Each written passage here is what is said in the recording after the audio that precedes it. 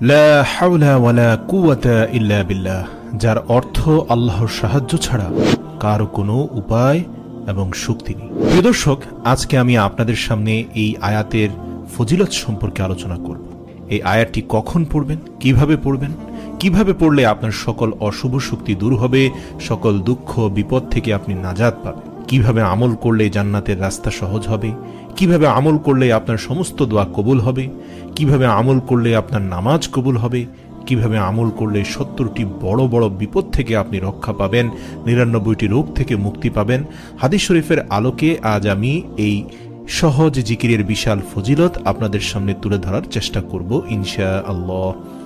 1 নম্বর হচ্ছে দারিদ্রতা দূর হবে এই জিকির দ্বারা। হযরত ইবনে আব্বাস রাদিয়াল্লাহু তাআলা আনহু বলেন, নবী করিম সাল্লাল্লাহু আলাইহি সাল্লাম ইরশাদ করেন, যাকে দুঃখ চিন্তা ঘিরে আছে তার উচিত বেশি বেশি লা হাওলা ওয়ালা কুওয়াতা ইল্লা বিল্লাহ পড়া। অন্য এক হাদিসে আবু হুরায়রা রাদিয়াল্লাহু তাআলা আনহু হতে বর্ণিত, তিনি বলেন, একবার রাসূল সাল্লাল্লাহু আলাইহি সাল্লাম বললেন, লা হাওলা ওয়ালা কুওয়াতা ইল্লা বিল্লাহ, বেশি বেশি পড়তে থাকো, কেননা এই বাক্যটি জান্নাতের গুপ্তধন সমূহের, গুপ্ত ভান্ডার সমূহের একটি গুপ্ত ভান্ডার।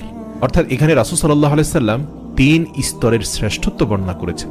আল্লাহ রাসূল আরো বলেন, যে ব্যক্তি লা হাওলা ওয়ালা কুওয়াতা ইল্লা বিল্লাহ এই বাক্যটি পড়বে, আল্লাহ তাআলা তার 70টি কষ্ট দূর করে দেবেন, যার সর্বনিম্ন কষ্ট হলো দারিদ্রতা।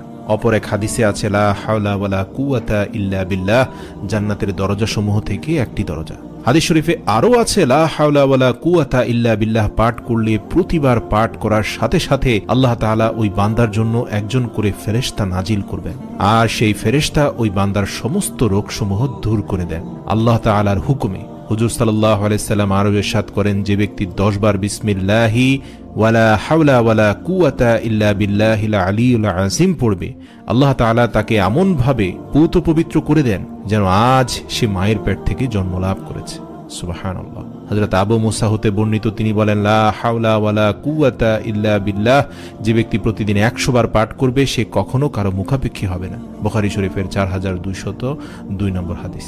এছাড়াও রাসূল সাল্লাল্লাহু আলাইহি সাল্লাম বলেন, জান্নাতের ভান্ডার সমূহের মধ্যে একটি ভান্ডার হলো লা হাওলা ওয়ালা কুওয়াতা ইল্লা বিল্লাহ। ওনার আরেকটি হাদিসে এসেছে, হাজিম ইবনে হারমালা রাদিয়াল্লাহু তাআলা আনহু থেকে বর্ণিত, তিনি বলেন, আমি নবী করিম সাল্লাল্লাহু আলাইহি ওয়াসাল্লাম এর নিকট দিয়ে যাচ্ছিলাম, তিনি আমাকে বললেন, হে হাজিম, তুমি অধিক সংখ্যায় লা হাওলা ওয়ালা কুওয়াতা ইল্লা বিল্লাহ বাক্যটি পড়ো, কেননা তা হলো জান্নাতের গুপ্তধন। মুসলিম শরীফ 385। এছাড়া রাসূল সাল্লাল্লাহু আলাইহি সাল্লাম বলেন, যে আজানের জবাব দেবে সে জান্নাতে প্রবেশ করবে। আর আজানের জবাবের মধ্যে হাইয়া আলাস সালাহ হাইয়া আলাল ফালাহ যখন মুয়াজ্জিন বলবেন, সেখানে আপনি উত্তরে বলবেন, লা হাওলা ওয়ালা কুওয়াতা ইল্লা বিল্লাহ। এছাড়াও হাদিসে এসেছে, যারা কোরআন মুখস্থ করার সুযোগ পায়নি তাদের জন্য লা হাওলা ওয়ালা কুওয়াতা ইল্লা বিল্লাহ পাঠ করা। যেমন আবু দাউদ শরীফের 832 নং হাদিসে আব্দুল্লাহ ইবনে আব্বাস রাদিয়াল্লাহু তাআলা আনহু হতে বর্ণিত, তিনি বলেন, রাসূল সাল্লাল্লাহু আলাইহি সাল্লাম এর দরবারে এক ব্যক্তি হাজির হলেন। সে ব্যক্তি বললেন, হে আল্লাহর রাসূল, আমি কোরআনের কোনো অক্ষর শিখতে সক্ষম হচ্ছি না, তাই আপনি আমাকে এমন কিছু শিখিয়ে দিন যা আমার জন্য যথেষ্ট হবে।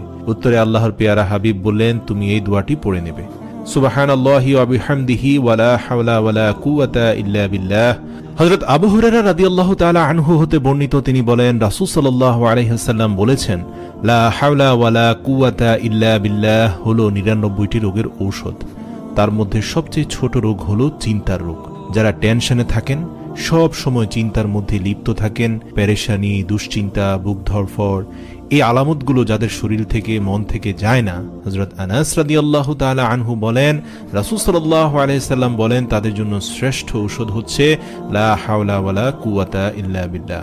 এছাড়াও আল্লাহ রাসূল বলেন, যে ব্যক্তি ঘর থেকে বের হওয়ার সময় বলে, বিসমিল্লাহি তাওয়াক্কালতু আলাল্লাহ ওয়ালা হাওলা ওয়ালা কুওয়াতা ইল্লা বিল্লাহ, এটা যখন বলে তখন একজন শয়তান যে ওর সাথে আছে তাকে আরেকজন শয়তান বলে, যে ব্যক্তিকে পথ দেখানো হয়েছে, উপকরণ দেয়া হয়েছে এবং রক্ষা করা হয়েছে, তাকে তুমি কি করতে পারবে?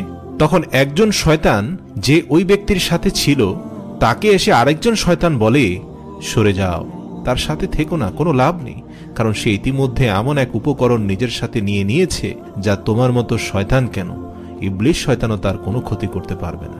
সুবহানাল্লাহ।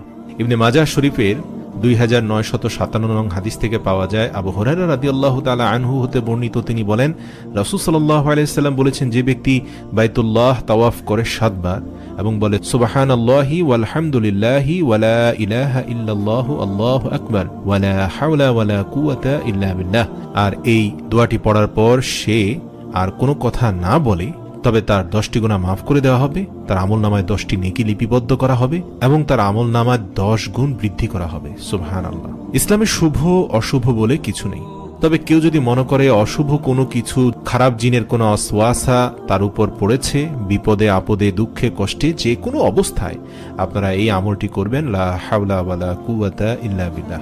এই আমলটি যে কোনো মুসিবতে শ্রেষ্ঠ হাতিয়ার।